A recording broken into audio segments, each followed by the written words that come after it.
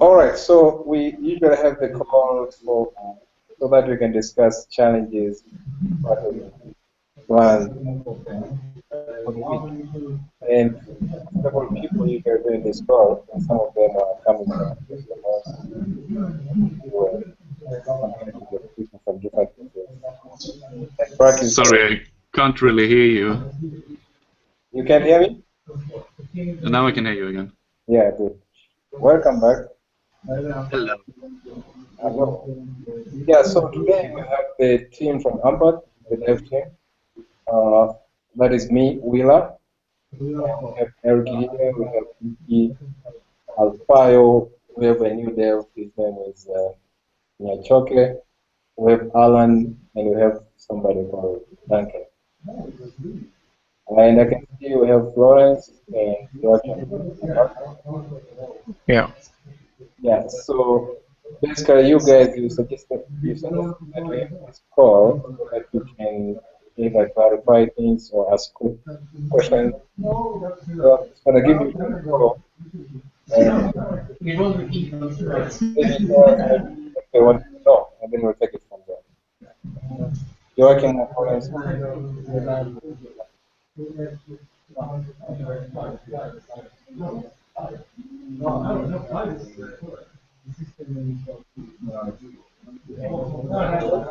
you hear me? Sorry, can you repeat that? Yeah, I'm saying you guys suggested that we should have this call because you needed to ask us something. Oh. Yeah, there's a few questions. Oh, it is French. Somebody says they can't hear. Let me see if I can do something about it. Yeah, it is really hard to sort of hear you talking continuously. Like you hear a few sentences and then it disappears and then you come back again. So it's sort of hard to catch up with every single detail that you're saying. Yeah, it sounds like people are talking in the background. I was wondering the same thing. It's not coming from this room. It might be Florence. You seem to produce some background noise. Yeah. Okay, then I'm gonna put my sort of microphone off when so. Yeah, now there's no background. Okay, so I was saying, the guys from Sweden, specifically, I think it's you, Joachim, and Florence, you suggested that we should have a call because you wanted to discuss about the way forward regarding the features we've asked you to build on the version 0.1 of propose the features for Angular form entry. Yeah. So here we are, and I'm just giving you control so that you tell us what your concerns are and whatever suggestions you have or anything that you think you should know and discuss. So go ahead, Joachim or Florence.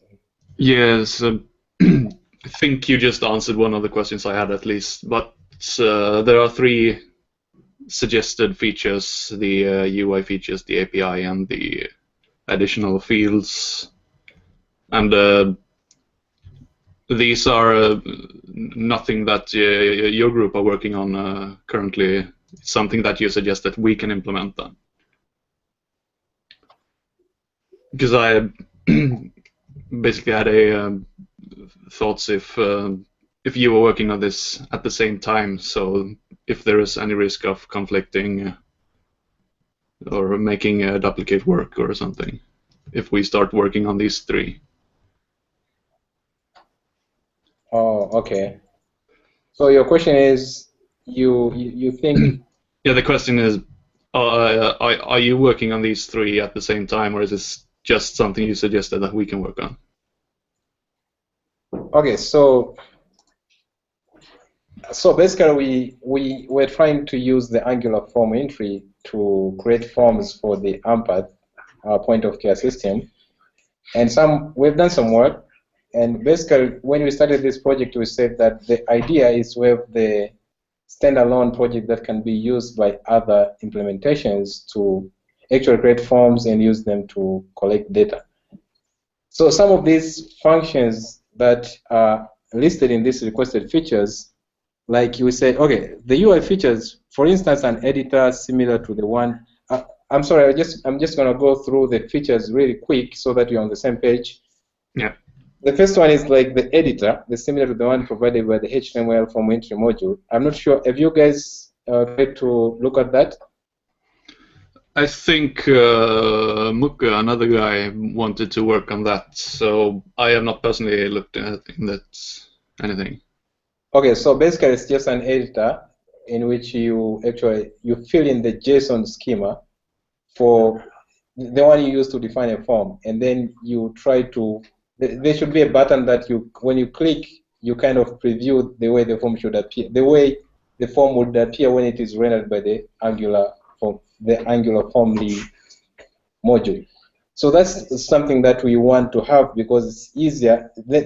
When you have that, it's easier for someone to just sit down, create their JSON, put it in the editor, and then click preview and see how the form will appear. And then they can edit and then refresh again and see the new appearance. So it's basically something that will simplify the form development. We want that. We don't have that yet, and we have done nothing on that. So if you're doing anything on that, there's no any repetition. The second one, the number 1B, says to preview sections to complement A above, want to view. Okay, so this is just explanation of what I just said. C, ability to load the form and use it to collect, view patient data. Well, we have done some of this, but so basically we have a service that does some of this stuff, but this is for very specific forms. If you want to have something that is kind of general and it can work with any with different type of schemas, maybe we can work with anyone who's working on this and try to kind of tell them what we have done, walk them through the code, and maybe you can come up with the more elegant way of implementing this. So it won't be repetition. It's more like an improvement of what we've done. And that's why we are ready to work with you guys, because we want to use the experience you have and share with you so that you can implement these features. The second item, or maybe is there any question on that before I go to the second one? No, there's nothing. I can just add that, right, that the first task is, like Joachim said, Muke wanted to do section A and B for the first one, but C, nobody has sort of picked that back. I think it's if you already have you have something that you've already done that is similar to this, it could be an easier way for us to catch up and see if we can pretty much do an improvement that you want us to do. So I think it's a good thing. I can also try to talk with you maybe later on the chat to talk more about C. Looks like something that I can do as well. All right. Yeah. Okay, the second one is the API. This will mostly be implemented as Angular services. So in order for the features in one to work, we need some background service that's going to be dealing with this stuff. The first one is the API to upload and retrieve form resources. Okay, so basically this one is, it has to do with the way we've done our Angular POC application. So right now, the forms, Florence, I think you have already seen this. The forms are hard-coded in the application. We don't want this because it is not flexible. That means every time when somebody wants to add a new form, they have to go and edit the code. That's not what you want. We want it to be flexible enough such that somebody can actually create form, store it in the OpenMRS. The good thing is the OpenMRS model has a way of storing forms with all its related resources. So basically, we want to be able to have a service that you can use. See, picture it this way. The first feature, we have the editor, which allows you to enter the JSON schema. Now, instead of this schema being in the code, you should be able to save it. When you say save, it's going to be sent to OpenMRS. And along with this schema, you will have things like the form name, maybe the version, and then something else. Yeah, I guess in this case, maybe description. So you have a form name, you have the version, and then description. And then when you say save, this stuff, all this information, and the JSON schema, they are being sent to the OpenMRS backend. So basically, number 2A is saying you need to create something that can do that. It can post this information to the OpenMRS backend server. And the good thing is the REST module, although the latest version on the modulars does not have this feature, but it's already implemented. It's in the master. So the next version, when it comes out, it will have this feature. So what you need to do is to create the service in the Angular that will be interacting with this REST endpoint that can take in the form schema or the compiled form and then submit them to the OpenMRS backend or retrieve them. Just to illustrate this, maybe Will can share his screen, and we can show the UI right now that OpenMRS has for saving a form, because I guess that's good. Yeah. I think I don't know if it's easy to understand exactly what we're doing, Florence. But we're not creating a new workflow. We're really just utilizing an existing way of doing something within OpenMRS. All right, just 1 second. I'm pulling up the application. Are you guys there still? Yeah.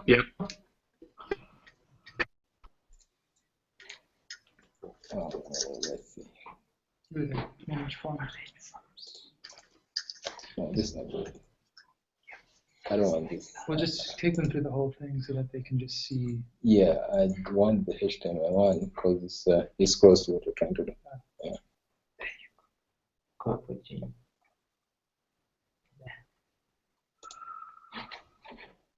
All right, before I do that, I have so many things here.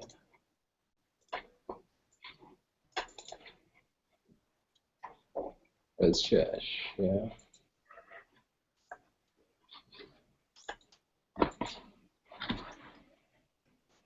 All right, can you see my screen?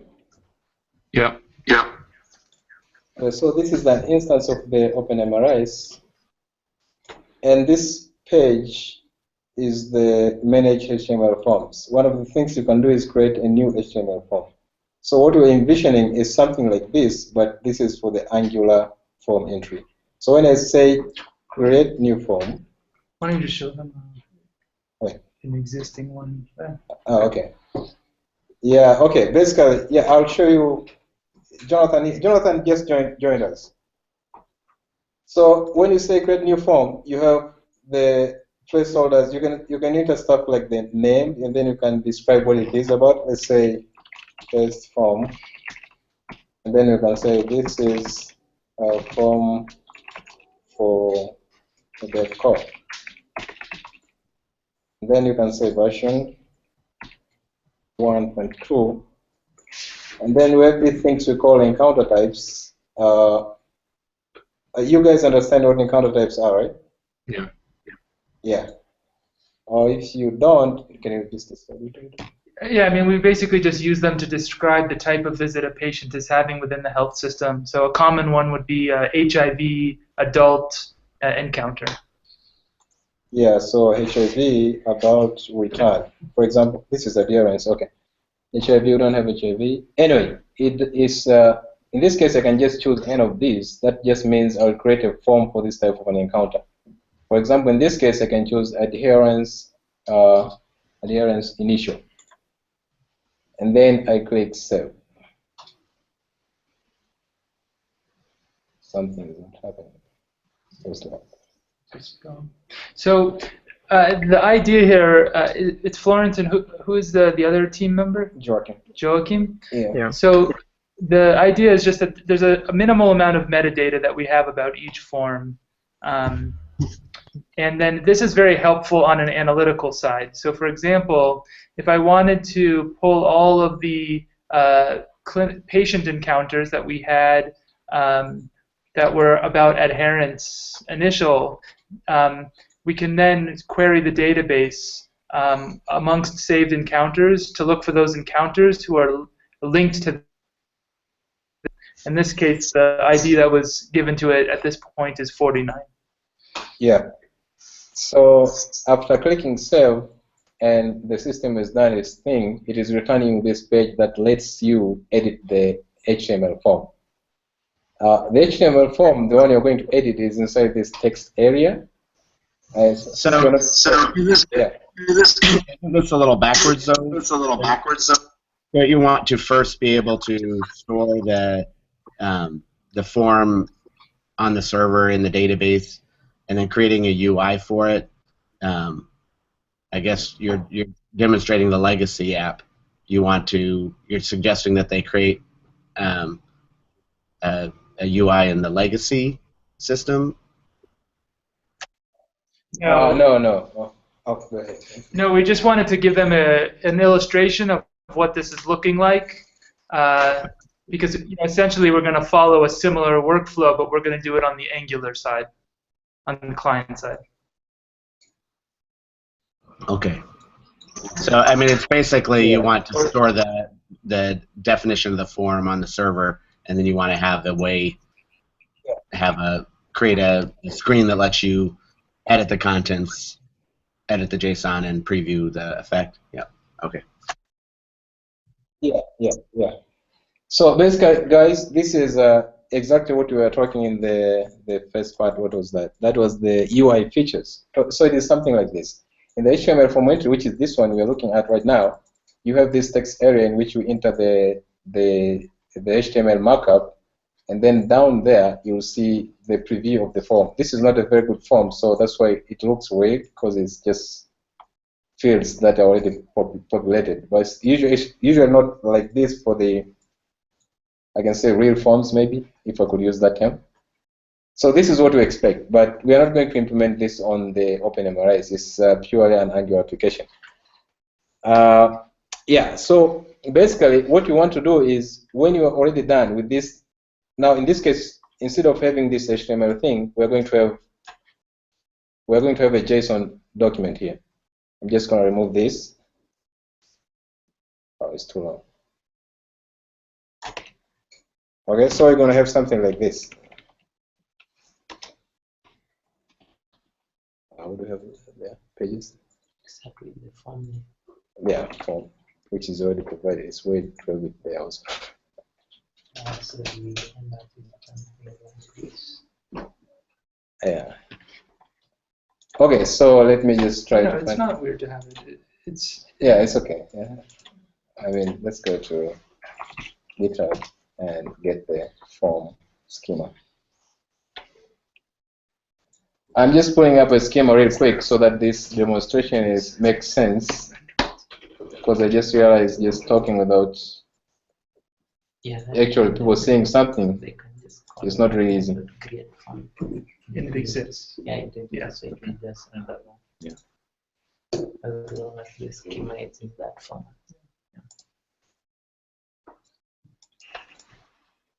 I was looking online, actually. There's some very nice plugins for doing JSON editing. So the Angular form entry hasn't yet been pulled out into a module yet? I'm sorry, what? It looks like the Angular form entry is still embedded in NGAMRS. I thought it is one of the goals to get the Angular form entry into a module. Right now, yeah, it is. When we discussed about this first, we were envisioning having it outside the Angular NGAMRS application, but we haven't yet started working on that. So we have challenges actually getting these features up, and when we get to the stage where actually we have these features, I think it will be easy to consider, or relatively easier to consider, the stage where we want to get the code outside and create a module for that.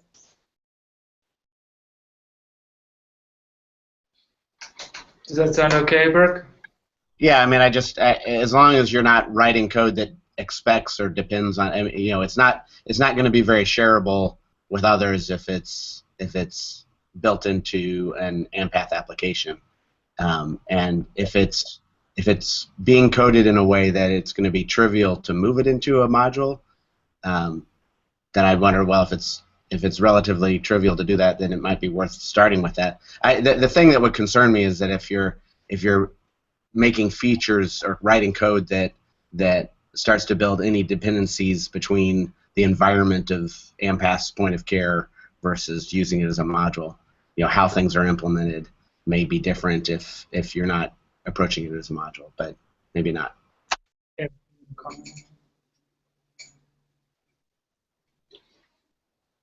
No, I didn't comment about it.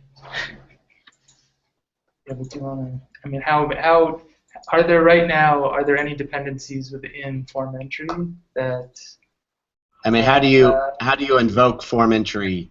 Do you is it to do the Angular form entry? Is it basically just a directive, or is it just a I think the things that are still very tightly bound is that, when you hit submit, so I think rendering is completely independent. Other than maybe the places where there starts being a connection is how we've decided to model the REST service, the OpenMRS REST service endpoints. So for example, we have a service that I'm assuming that gets the patient and then embeds certain patient information into the form. Okay, so that model is specific to how we've decided to do it. I don't know how you can avoid that. But that wouldn't be part of the Angular form entry, would it? Yeah, I think the way I see it, in places where we're using the models that are specific to NGMRS, we will need to record those and kind of use the stuff we get from. Yeah, we're gonna have to decide. We're gonna have to see what the trade-off is. Whether if it is best to actually get that model and put it in the NGMRS, or just record the whole thing and try to use the response we get from the REST calls. Even though I feel maybe we might just wanna use the models. It doesn't hurt to have those models in there. Eric, do you want to just walk through the sequence of things that happen right now when you? So obviously on the design side, it doesn't really matter, but once it's embedded into an app, then the form is going. So can you walk us through the process where a user clicks on the form and then it loads? Yeah. So the whole process is when a user clicks on a given form, it will get the related JSON, and then it will use Angular Formly to render that particular form. And so that is somehow sitting within the form entry service. But when it comes, once the user has submitted, once the user has keyed in some data, a submission of that data relies on some other services that are not within the form entry module. So there are other REST services that we are calling for updating and saving those particular, saving the data on the form. Those do not sit directly within the form entry module. They're outside the form entry module. But even before that, when you load a patient, right, there's patient information that shows up in the form, It right? just picks that from the patient dashboard. Right, but that's not part of the... Yeah, so that is also not within the form entry So module. how does that happen? Yeah, so what it does is that we are keeping the patient details within the root scope. So it will just pick whatever is the current patient within the root scope and pass that to the form. Okay, so how does the form accept? Like, where does that passing happen? What's the function that you call? Form. To get the patient data to the form service. Okay. When it's creating the form. When it's creating the form, ideally that section where we display the details, we get who is the active patient. So once we get the active patient, we pick that particular active patient details and just render that on the form. The same thing when we are submitting, we pick the same details and add that into the form payload, then submit that. Yeah. So I guess we need to more clearly expose kind of exactly where we're calling services that are outside of The form entry. Right. Okay, so that's a to-do for us. Okay. All right. And the So other thing that we embedded in also that. Okay. Guys, I mean, these guys, Joachim and Florence, they suggested to have a call because they wanted to have some of their doubts cleared. Now, does this make sense, the stuff that Eric is talking about? Yeah, I think it makes sense. All right.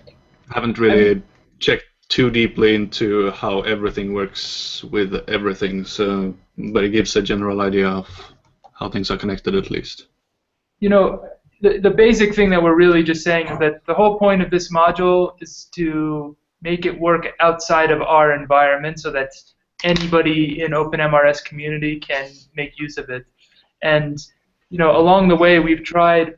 I think we've done a pretty good job of isolating a lot of the code so that it doesn't. But there are some dependencies that still exist. Basically, when the form is loaded and when the form is submitted. Okay.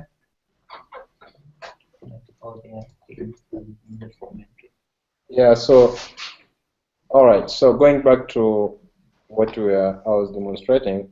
So you have something like this, and then down here. Oh, that preview is still there. I need to do step by step. Okay, I get an error because this is a JSON schema. It doesn't expect a JSON. It is expecting the HTML or the XML markup.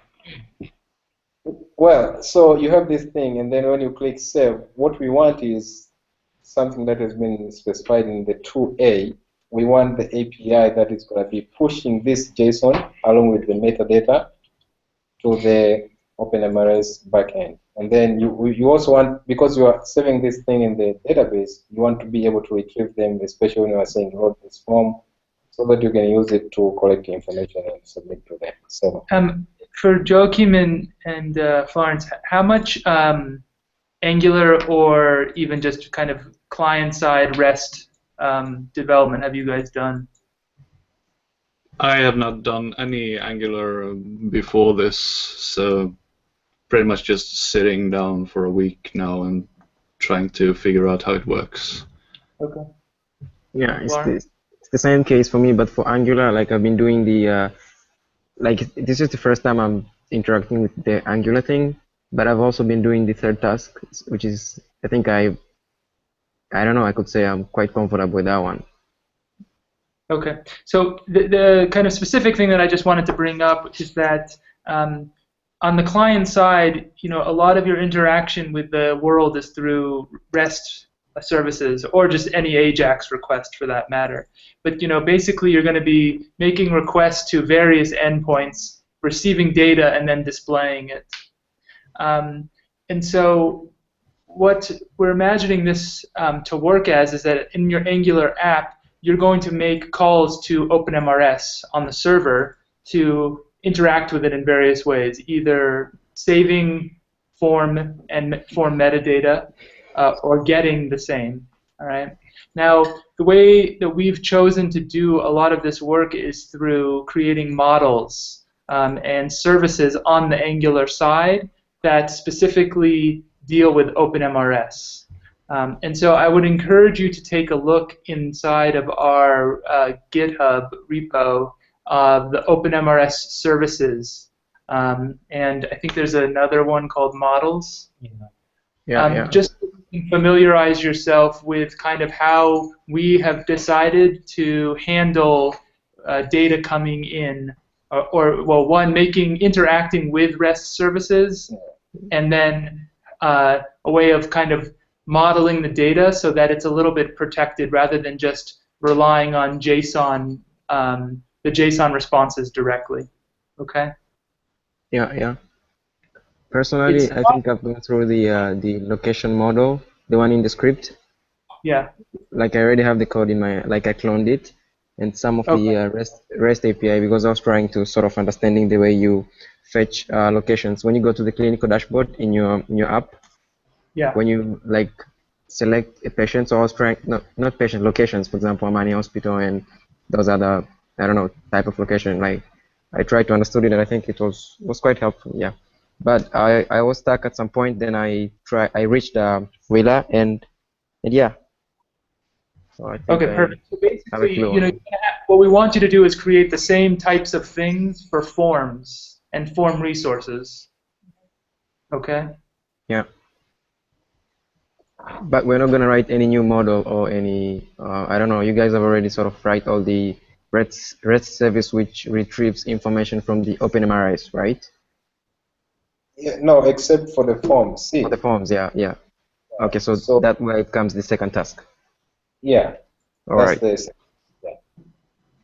So basically, it's exactly the same thing as what we're doing in those other services like encounter services, web session, user services. Now this is just for the forms. Right now we have the forms hard coded in the application itself. So we want it to be flexible so that you just save it there and retrieve. Next time you want to do it, you don't need to record. You just fire up the app, create a new JSON, say save, it's going there to the back end, and then you can always just load it and display those links dynamically. If you notice, Florence, Yeah. in the place where you're actually mentioning your forms, those links are hard coded. It's like if you want to add something else, you have to add another link. So we want to move away from that so that this module can be more useful to others. Right. Okay, so in number 2, you are not going to be repeating anything because that is not done at all. And so that is for number 2A. Number 2B, API to convert OpenMRS JSON schema to Angular formally equivalent. So Eric, you want to say something about this? Conversion of OpenMRS JSON schema, the JSON schema we're creating, to the Angular formally equivalent. Yeah. So, Florence, conversion of the JSON document, a lot of work has already been done on that, and it's sitting in what we are calling form entry service. So what generally the form entry service does, and it's relying mostly on what we call Angular formally. So it will pick the JSON, and that JSON, it's expecting a specific format. The format that we adopted is putting things in sections and pages. So when it gets that particular, what the service will do, it will pick that particular JSON schema, and then just run through the entire schema and convert those into Angular formally stuff so that they can be rendered. So a lot of that has been done in what we call form entry service. So if you look at our code, you go to form entry service, more specifically, there's a method called create form. So that simply reads the JSON and creates what we call formally, it creates some formally equivalent, how do we call them? Fields. Yeah, so it creates Angular formally fields so that they can be rendered using Angular formally. So if you look at that, it has into the details of how the conversion is happening from the JSON to Angular formally. Yeah, so if somebody picks that up, part of it has been done, and maybe we can just, if there is any improvement we can do, that will be fine. Yeah. Okay, I want to interrupt you. You mean the form entry.service, right? One which is in the folder of services in the form schema. Yeah, Okay. that's the one. Yeah, that's the one. I'm not sure. So, yeah. I'm not sure if Joachim has access. Joachim, do you have access to this? Can you see the code in GitHub or in? I don't know. Because Let's see if I can find it. I figured this is something you're gonna put your time on. I think it's. I don't know. It's good if you can sort of grab everything you could in this discussion. Yeah, I think that might just start with working with the E1C, at least for now. Yeah. From what I've heard so far. So I don't think I will be jumping into the API stuff. Okay, yeah. Just now, at least. Yeah. I think it sounds okay since they have a lot of dependencies with the first task, and the first task we sort of want to do them parallel, which is, I don't know. Yeah, I think it sounds good if you go 1C. For now. Okay.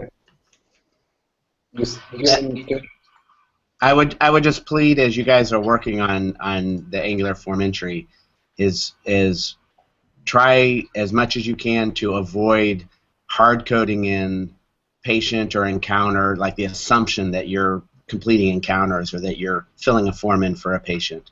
Rather, load those, any data, whether it's patient or encounters, those can be available in the context, like in the available to any widgets in the form, or for the the form to reference but if we avoid hard coding and making the form entry purely an encounter entry tool, we could make much more use of this tool if it could just handle generic forms, such as being able to say I want to collect 2 dates and an integer, and has nothing to do with a patient or an encounter. Now I know the initial use case is to get data entered for patients, and that's fine, but make those bindings loose and not hard coded or assumptions in the design of the form entry.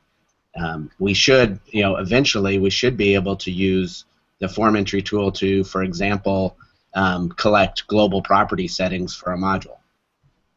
It doesn't need to be any target right now, but I'm just saying, as you design, think of the, if you're hard coding in that every form has a patient, then we should take a moment and think about how we can avoid that. For example, the fields or the form where it needs a patient, it just goes and says to the context it's in, I need the current patient. That's fine. Okay. Now, my understanding is that 2B is done. Haven't we done this? Yeah, we have done that, but like I said, But this is a non-trivial thing. You're asking them to redo all the Not redo. It's more like the thing is, since we were trying to create the Angular form module, the Angular form entry module, when you are lifting this code into a module, maybe it will break, or maybe you need to do some other things. You need to modify. So that's what I meant. Yeah. So it's like a self-containing module. So I think to address that concern that Will is raising, so 2B is done for us. We have something that's working. Basically, what 2B does is it takes a schema, converts it into valid formally fields, which can then be rendered by the browser, or really rendered by Angular formally. I think the key for this is going back to what Burke said earlier, which is that please try not to work on this inside of NGAMRS, but create a new module called OpenMRS form entry or form entry NG or something like that. It's called Angular form entry. Angular form entry. Yeah. Okay, and only try and build within that, and then you'll import the existing work that we've already done, and then we'll just have to see if unexpected dependencies are arising as you try to do the various functions of saving, creating a form, editing a form, rendering a form. I think the challenge is, I might be wrong, but I think the challenge is these guys, they're trying to create these features and when they're doing it, you want to test and see how are they doing? Mm-hmm. Can they render? Is it the code working? Mm-hmm. Now, if they're going to create a module, how do we facilitate that infrastructure that they can test it? How are they plugging in? Where are they going to use that module to test their code? That's the thing. Yeah, I'm sure that we can fairly easily provide the necessary objects to support the the patient object that's required from the form entry service when it's rendering the form, and then submitting would be just seeing if it's creating a valid payload. But I don't know. I feel like that could be a second step. The first step would be just displaying, rendering, editing a form. Right. And then the second step would be figuring out how to integrate it with existing services that we've designed to process data in the form. And those, I don't know how you guys are thinking about it, but that seems to be like kind of two separate, related but two separate tasks. Yeah. I agree, they are separate, but if you are going to ask somebody to kind of create these features, and then unless we tell them, okay, you have to create the environment for which you're going to test your module, then there should be a way of easily testing what you're doing. Like if you are adding something, you want to see how it is rendered. Yeah. That's the sort of challenge. Burke, what do you suggest? The issue Will is raising is that it might be difficult to create the environment to get this thing working if they build it outside of NGA-MRS. Well, that to me sounds like then that there's dependencies that need to be dealt with. I mean, if you can't define a form for Angular formally similar to this without NGA-MRS, then how are we ever going to make it a module? That should be possible. I guess the thing here is, or the way I see it is simply, you could be able to do that, but if you want to test out your REST calls, then you will need some environment. But I believe just putting up something Angular formally that can be rendered outside NGMRS, that should be very possible. Yeah. I think, Burke, the only thing that's needed in that case is a patient, some sort of patient object. Yeah, if you want to test. No, but from what Burke is saying, you don't even need a patient object. No, but that's the dependency. That's what it is right now. You cannot load a form right now without receiving that patient object to populate the patient's UUID into the model. I don't know what else you're. Yeah, right now. The gender is being used. Yeah, right now, but for them, they should be able to do that. Like if they're just building, they just want to build a form with a few elements, they should be able to do that without any dependency. Yeah, but okay. So in that case, they're going to use another service to convert the JSON schema. Now they can take our service and then modify it. And then to remove that dependency. Exactly. Okay. Yeah, I mean, Burke, I think there's no issue with rendering a form based on this schema. Okay, that part is completely independent of NGA-MRS. That's Angular formally job, isn't it? Yeah. So, well, we have the methods to convert the schema into the Angular formally fields, and then so that part I think is independent. So we could pull all of that, but kind of the parts where you're actually using it, basically you're loading it with for a particular patient, or editing existing data. Those are highly dependent on how we've chosen to model the OpenMRS data. I mean, because I guess I don't.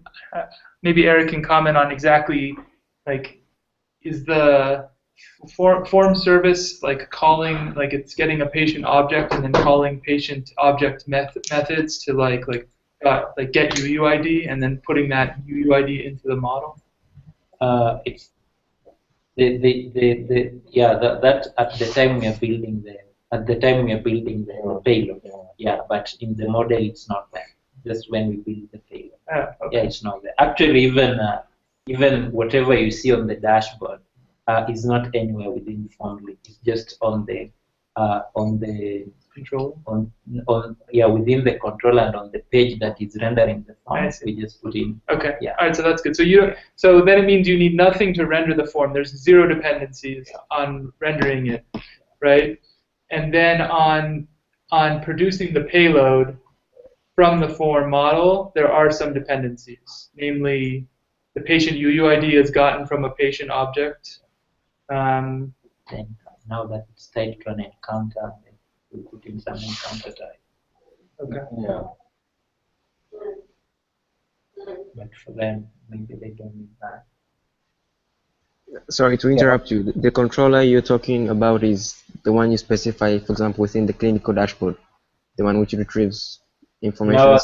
No? There is something called form entry controller that is responsible for kind of calling all the services that are responsible for creating, for getting the JSON file and calling the necessary service to convert that JSON schema into something that can be generally to convert the JSON schema into formally, and then that should be rendered. Another thing that is also sitting within the controller is which for your case you don't really need that. Just getting the active patient and displaying that on that particular form. So if you look at the form entry controller, you will see some of the things that are, and even that gives you a direct view of how things are happening, how we call our JSON, which methods we are calling to create it, and which methods we are calling to generate the necessary payloads. Okay, I'm on it. The form entry. All right, so it seems like you've been doing a lot of the talking. Maybe you guys, you can ask more questions. Yeah, we can also go through the third one. The second one, I'm not sure if it's something that we're gonna sort of put a lot of efforts at this moment. I'm sure the first one is like sort of the first priority right now, since Joachim said he's gonna be doing Party C and Muke will be doing A and B. So maybe let's see if it's something that can be also done at this time. The third one? The third one, yeah. Yeah. Okay. So are the data types you talked about, like how the things are turned into Angular formally into its model? Do you use a strategy pattern for that so that the data type of the field can have a say in terms of how that conversion happens? I think it's not a strategy pattern. So the notion being that ideally we wouldn't hard code into the Angular form entry. Ultimately, that module would come with a list of data types, but those data types would all be implementing, essentially the same interface or the same model of just how to add a new data type, so that adding the 9th or the 10th one would just be mimicking what the existing ones do, rather than having to change the code of the, so ideally you'd like it essentially to make the field types, the data types extensible. And so I'm just curious in terms of how they're currently implemented. Are they all baked in to the code, or are they extending what Angular formally provides as a way to extend its data types? Yeah, so there are some types that we extended Angular formally types. A good example is something to do with the location type, the provider type. Can you show us that? What was the question, Bob? Back. I said, could you show us that? Oh, okay. Yeah, so if you go to form entry, That's the final one. I can go here. Yes, sure. yeah, it should be under formally controls.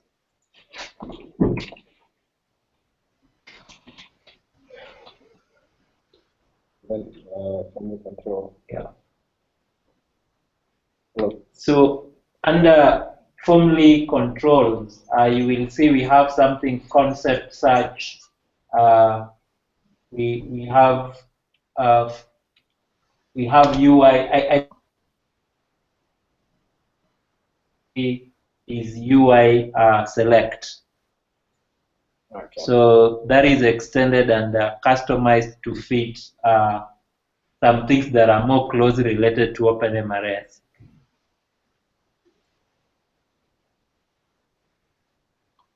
Can you increase the size a little bit on your browser? It's kind of blurry from here.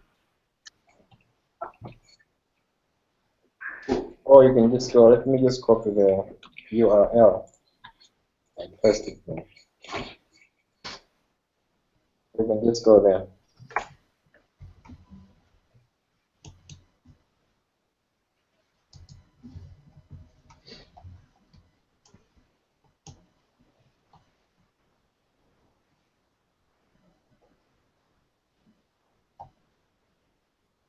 So Angular formally gives you an opportunity to extend their existing types, and this is one way we have tried to extend, especially where we are pulling some data from OpenMRS and we are putting that in a drop down. So this is where we did the extension for that. I mean, is part of what you're asking about how we're modeling the data that's being stored by the form and whether that's very specific to OpenMRS, or at least like a current encounter OBS workflow? I'm just looking at the list of, like, for item 3 of here's some additional data types we need, and hoping that, and given that you're using Angular formally, that like I think what I'm seeing here, that it already provides a way to extend built-in data types and give you the ability to essentially create new widgets, and you've implemented some, you've created some of those. Yes, it's how does someone add the next data type? Is that something that is, for example, someone could come along and write a module or add, create, extend it and say I want to add 3 more that are custom to my site. It looks like Angular formally will support that. And so, but I guess it has to do with, the widget, and it also has to do with how those data are stored. But I assume at the end of the day, your model is pretty much just key value pairs, isn't it? Right. And I think that OBS, in this case, Eric's used a convention where anything that's an OBS has a key that starts with the word OBS. Now, one thing that is, somewhat baked in is any question that has a concept, the concept UUID becomes the key. Is that right? Right. Okay. And it's always prefixed with the word OBS, OBS underscore or something like that. Okay. So I don't know if that isn't. Would you have done things differently, Burke? And maybe that's. Well, yeah, I think it's important to think about what is the rule for, what is the convention for creating a key, because that's excuse the pun, but that's a very key feature. What is the rule for creating a key? How does it handle multiple instances? If you have a new data type, whether it's an OBS or it's something else, and it's going to create a key, how does it, if you're going to put that widget on your form, 4 times, how do you make sure that it doesn't, conflict, or that you don't end up in a situation where, I mean, there's going to be cases where you say, well, I want to put this widget on 4 times, and I want it all bound to the same item, and then there's going to be times where you say, I want to put this widget on the screen, and I want it bound, I want them bound to 4 different parts, different properties in the model. Yeah, so we have done that, and we are generally reusing some of those particular types in separate sections. But the service that creates the key, the first thing is that there is a random number that is being generated for each and every field that is being added. So what happens is that it will start with the word OBS, then add in a random number, and then add in the concept UUID. So even if you had cases where you are sharing these UUIDs, the unique random number will definitely distinguish those two. So you're saying that you've made it so they'll have their own entry in the model, and you haven't handled the case where you might want a widget on, say, 2 different pages that are bound to the same part of the model. No. Okay. Yeah, although it would be interesting to have something like that. Well, I know we've done that in InfoPath. We've had cases where you have, you have a field that you want to show on multiple places in the form, and if you change it in one, it changes the other. But that's not an immediate need for the form. That's something that could be added later in terms of a feature. But you just want to be mindful of what presumably the common cases in storing a model. The data for a form model are going to be you want to bind uniquely to a key. You want to you'll have cases where you have the same widget multiple times, and you want to avoid conflict, and you've handled that with adding a random number. The upside of that is you hopefully, depending on how big your random number space is, or if you do checks to make sure when you create a random number that the key doesn't already exist, then you avoid conflict. Otherwise, there's maybe a 1 in 1,000 chance of creating a conflict and having your form fail. Let me correct that back. It's not a random number. It is a serial number. Okay. So you've created a serial number to ensure that every new field has its own unique entry. That helps with unique entry. It may make it. I mean, it has the downside of it's hard to necessarily predict what that number is. But I suppose if you have a pattern where I could regular expression, the random part, I might be able to find it. But the other common cases are going to be are going to be like repeating fields, and my guess is you would handle that as just multi-valued, like a list within that, as the value for that key. Right. So formally, we'll just generate an array for that. Yeah, and that makes sense. Yeah, and for your other issue of having common values, yeah, formally can do that as long as they are sharing the same key. Yeah, I would assume that would work within formally if you're bound to the same part of the model. Yeah, the adding obs is a little bit hacky in terms of like if I'm creating a form that has to do with global properties, my assumption is that that's only happening when you have a concept. Is that just for concepts? Yeah, ideally, apart from the encounter data, everything is concept. So it will treat all the other obs apart from actually whatever the unique things we have in our schema is some encounter data, person attributes, and then obs. So there's a key service that's responsible for all of those types? Yeah. So the key service, it sounds like there's a key service. What's it called? There is a method that creates the key, so it's called create key, okay. And it's able to kind of create the key and convert that key back to the UUID. So that is what it does. Because usually the way formally expects a key to be is that the UUIDs have got dashes.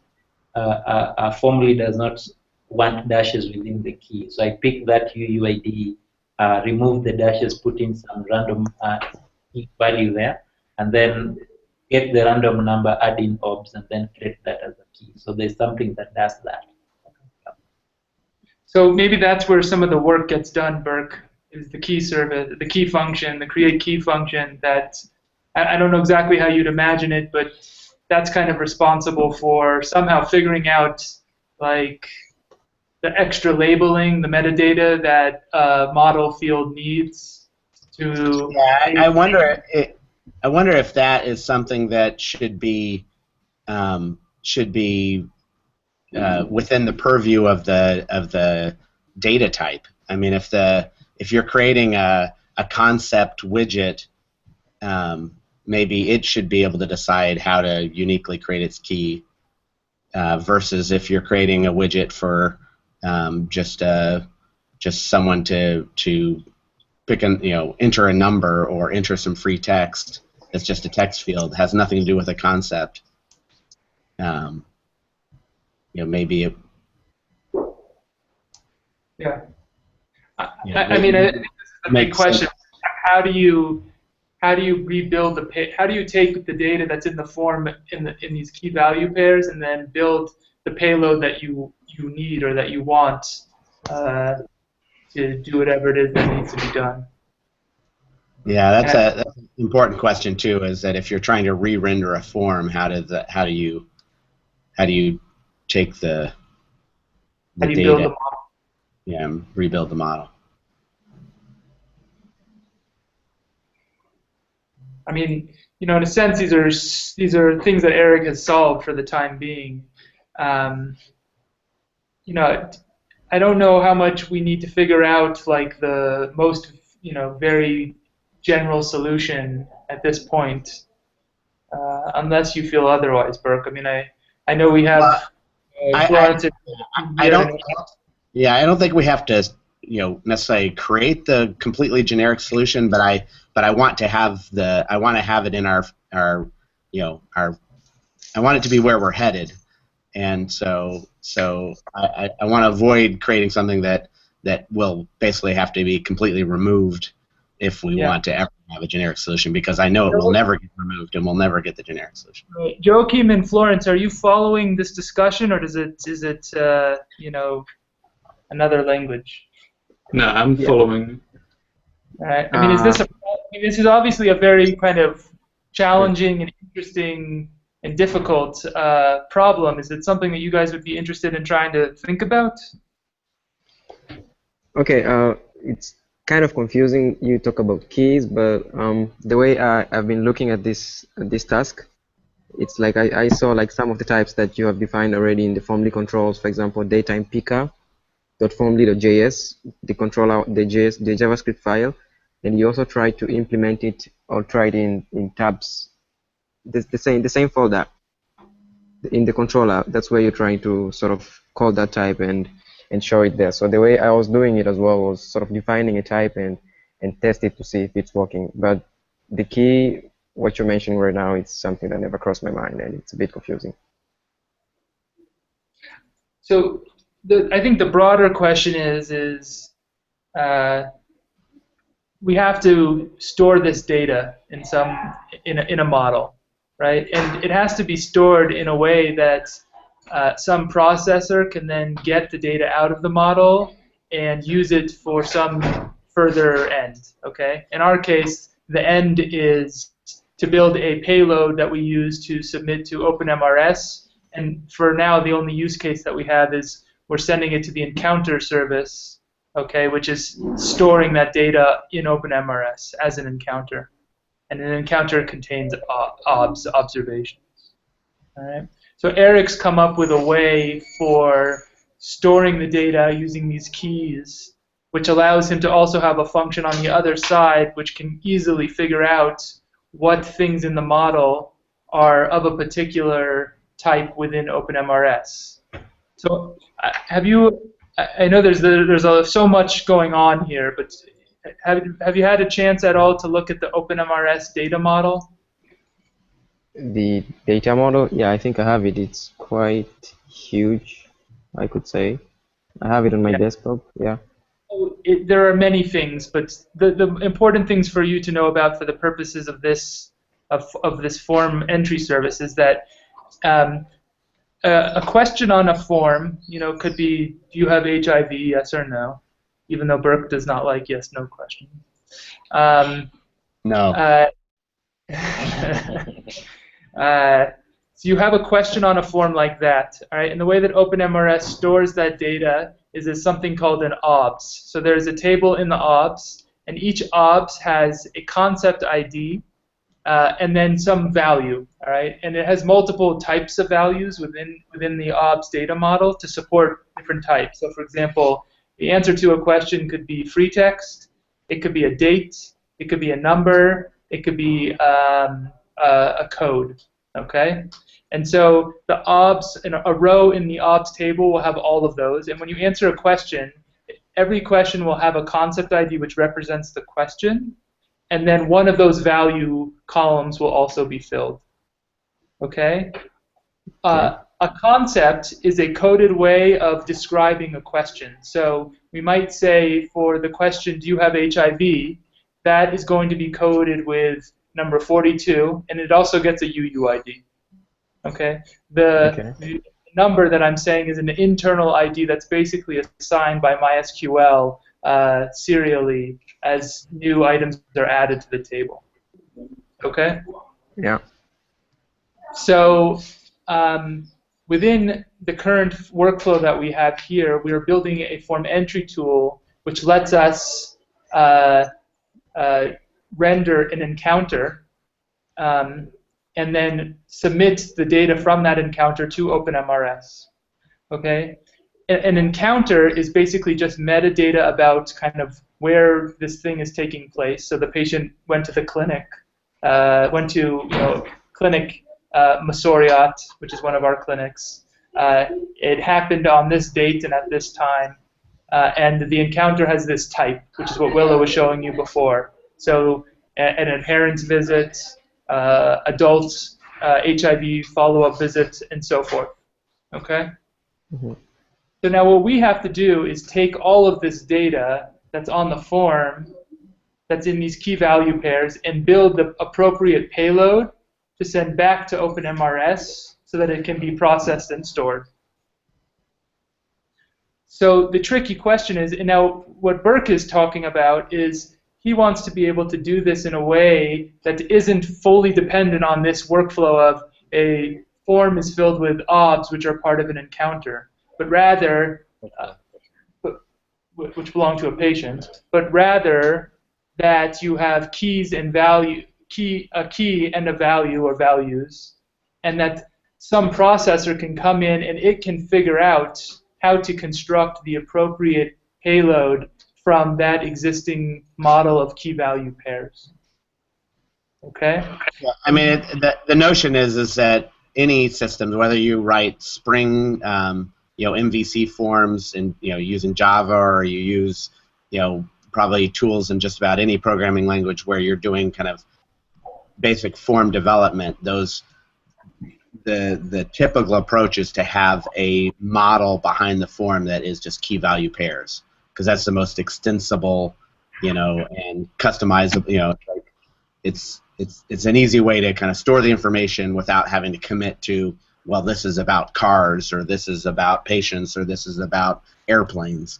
It's just key value pairs, and so leveraging that approach, the idea is that the widgets and the data types can determine how to store the information, what gets stored for a particular key, and even as I think the notion of how to take a payload of data and say how do I re-render that, if I want to edit some data that was entered before, how do I re-render it into the form?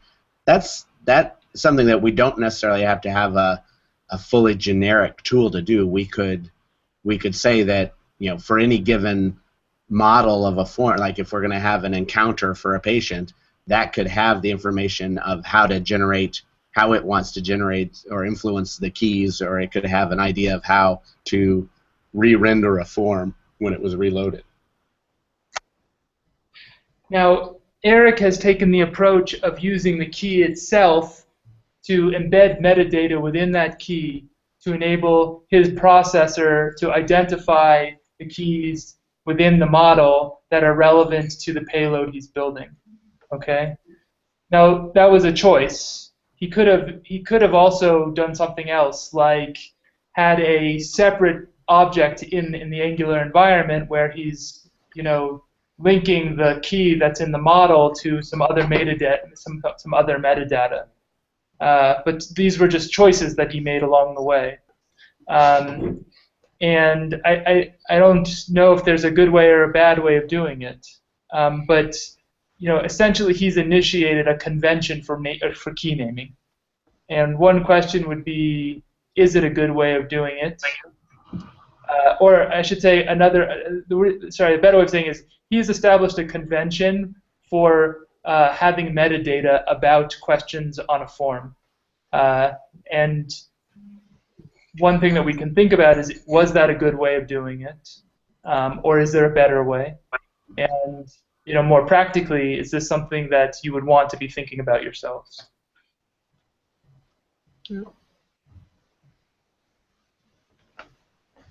Yeah, I'm not sure, Florence, do you know how many in the group are actually working with this project now, apart from us? I think Natapon and it's only Natapon and Muke. And Natapon wanted to do, I don't know, the way he wanted to do this is he just want to look through the code and find duplications which are not being sort of like they're not adding any value to the code and remove it. Okay, so it's he's sort of, not yeah, he's not going to work on these features. definitely, yeah, that's what I'm trying to say, yeah. Yeah. And So Muke is then the one it's working, yeah. so then it's whether you and or I want to put work into this part. Yeah, you could say so. So we pretty much have like until December, so there should be enough time to make some use of it if we decide to do it.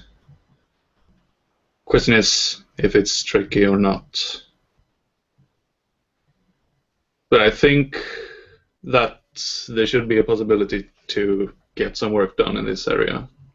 Right. So that's definitely a decision that you can make, and we can try and support you along the way.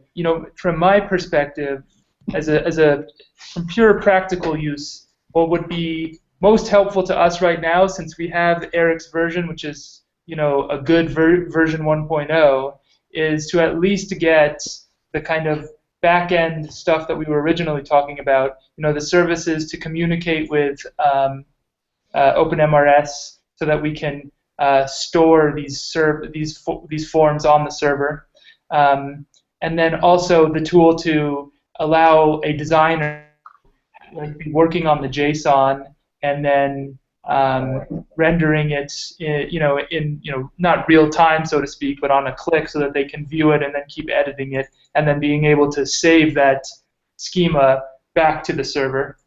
Okay. So those things are really, those complete our package. And then, as we were talking about earlier, it's trying to figure out how we can separate this from our kind of mother app, so that it would be embeddable within somebody else's system.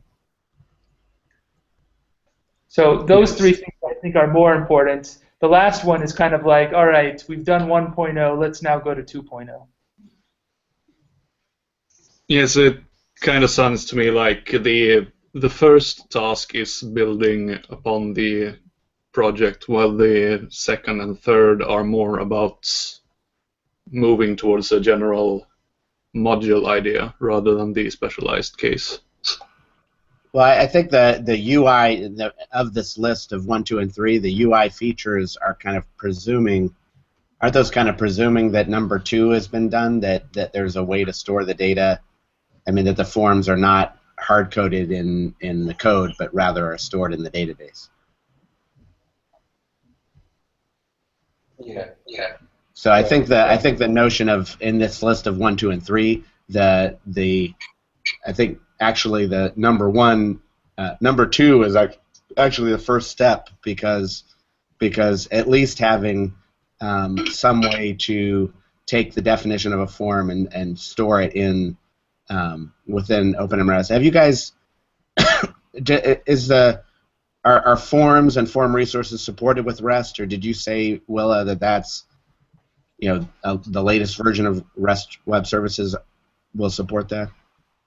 Yeah, so if somebody calls the master branch of the REST Web Services module and they build it, they should be able to use the form resources endpoints. But the version that is on the modulars right now does not have those features, because I think it is 2.9. Okay, so you're saying that right now that we have OpenMRS has web services to interact with forms and store them. It's just not released yet. Yeah, it's not released yet. Yeah. Were you the one that So you could kind of start with the UI features. You would just need to be running the,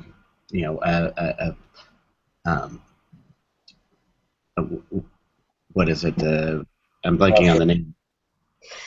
Snapshot. You'd have to be running a snapshot version of the web services module.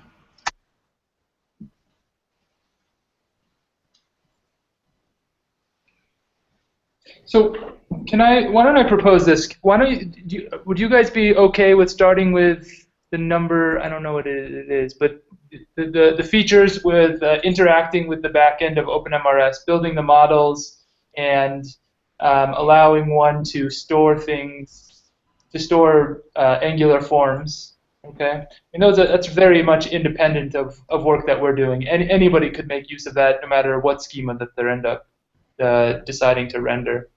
And then as part of that, building into the editing screen some sort of viewer and an editor for editing a JSON document. There's actually some very nice JavaScript plugins I was looking at that have been angularized that you could just patch in. Okay, and that part would be wholly independent of our stuff. And then and I guess the other thing that would be, then we could maybe talk after that and have a plan once you've gotten past that point.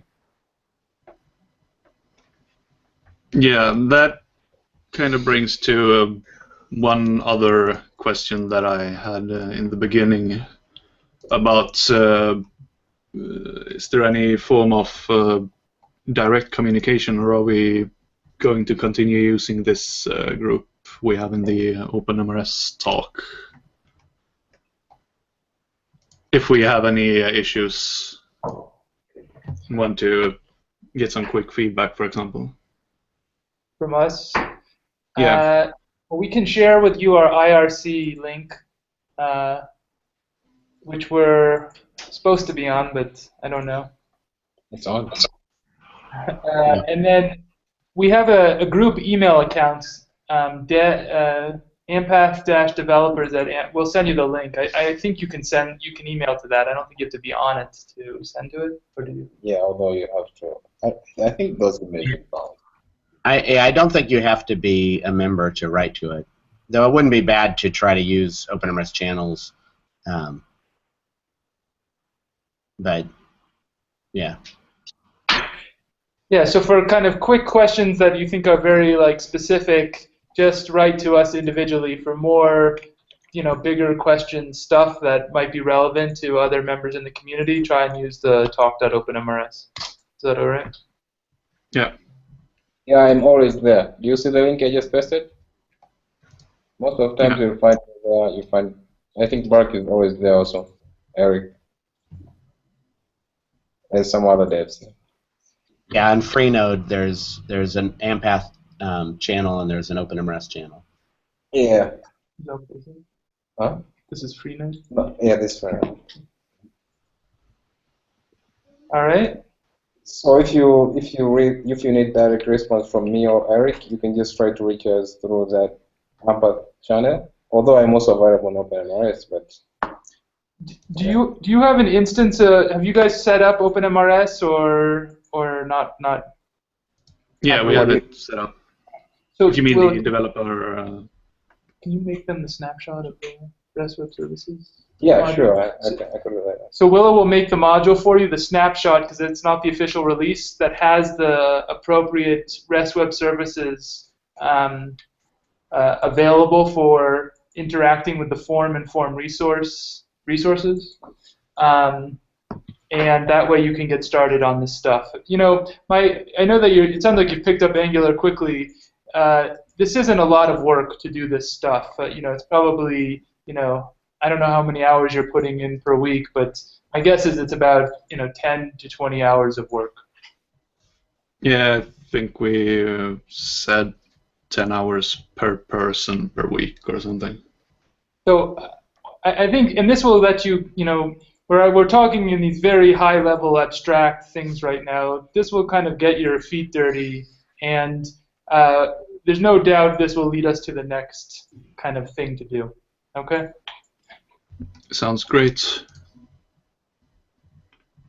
Okay. Yeah. And just so you know, we really do appreciate you working with us on this. It will be very helpful to us, and I hope it'll be fun and rewarding for you as well. Yeah, it's a great opportunity to get to know some new languages as well. So Cool. Um, All right. just want to throw out, I know this is going back to the high level thing, but I just had a thought while we were talking about the how to model the keys, that I think what Eric has done is actually he's influencing the keys based on the model he is assuming, which is an encounter model, and it makes me wonder that maybe what would be really a flexible approach would be is if the widgets, the widgets had some said here's what key I should use, but then the model, whatever model you're using, would have a say as well. So what I guess to try to get a little less abstract, for example, if you're doing an encounter-based form, you would have a encounter model, kind of a function or a strategy basically that would say that I'm going to add the encounter magic to this form, which may be when loading the model, I'm going to load the patient and load encounter information so widgets could use it.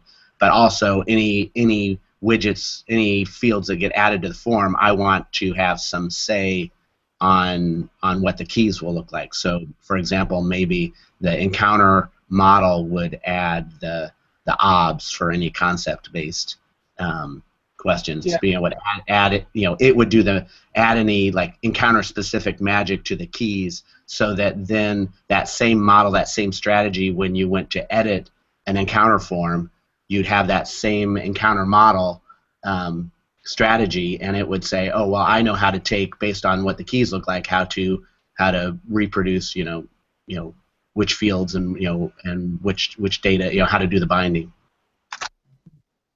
Yeah, I mean, what's nice about Formally actually is that when you're setting the key property, you can actually give it a function. You don't actually have to give it a string. So you can totally divorce the not divorce, but you can let some other object be totally responsible for deciding what the key is going to be. Yeah, that's cool. I'm just thinking that at the end of the day, what we're searching for is it's the widget should have some say on what the key looks like, but I think also the model, and when I say that, I mean that I'm saying that we'll have a generic model of key value pairs, but it's likely that based on the type of form you're doing, you would have a strategy that would be specific to, say, an encounter model versus, maybe, if you were doing a global properties form, there might be a global property model that would say, I want to influence the keys as well. Yeah. Well, what I think would be good is we need to continue to flesh out this idea a little bit. Florence and Joachim will get good exposure to REST and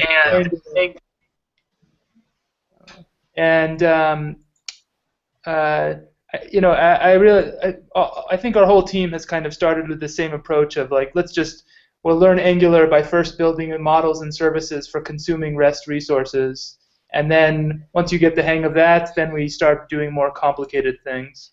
So I think this is a nice kind of set of steps for them anyway, and maybe in a week or two when they've finished this, we'll be ready for a bigger discussion about this issue of how to build the model and how to build keys. Okay. Does that sound good, Joachim and Florence? Yeah, I think so. Yeah, it's good. I wanted you to know I had my honeymoon at 100 kilometers from where you guys live in Skane. I think there's a ferry that goes goes between the two. Where did you say? Skein. Is it skein with a? The A has a sort of dot. In Denmark. Ah, Denmark. Yeah, that's really close. Yeah. I think there's a boat that goes between Gothenburg. Is that where you are? Yeah. Yeah, we're in It's Gothenburg. like a ferry that takes you over in a few hours.